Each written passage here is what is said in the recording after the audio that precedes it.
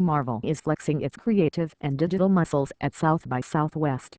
As part of a multifaceted plan to enhance its online and mobile offerings, Marvel has a new wave of original video programming in the works, the comics giant announced Sunday at the SXSW Interactive Festival.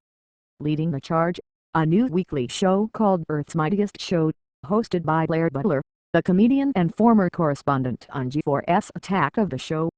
Butler will offer a fun look at all things Marvel, from comics to upcoming films. She has a great following and our fan base is really going to dig her, says Peter Phillips, Marvel's head of digital media. The new series will run on Marvel.com, as does current coverage of live events such as premieres of such films as The Avengers and recurrent shows such as Marvel Superheroes, What the? And The Watcher. Those will remain part of the programming schedule and will be buffed up.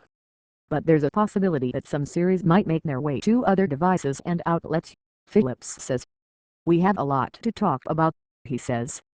We have our characters on the big screen and our characters on the smaller screen, and we've got a lot of distribution opportunities, especially with the way technology is evolving. Full coverage, the latest news from SXSW.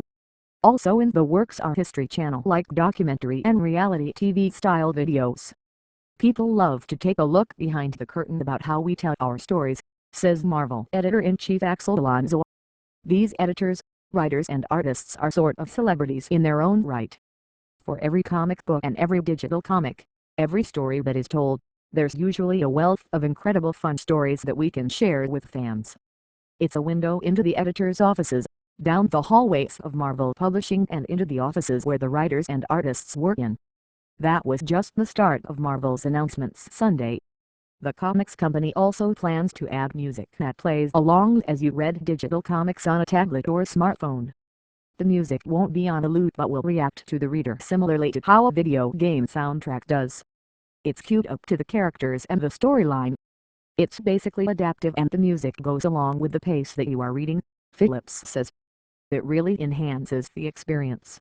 More digital-only, weekly Infinite comics are on the way, too, via the web and iOS and Android devices, starting July 9th with Wolverine, Japan's Most Wanted, timed to coincide with the Wolverine movie, out July 26th.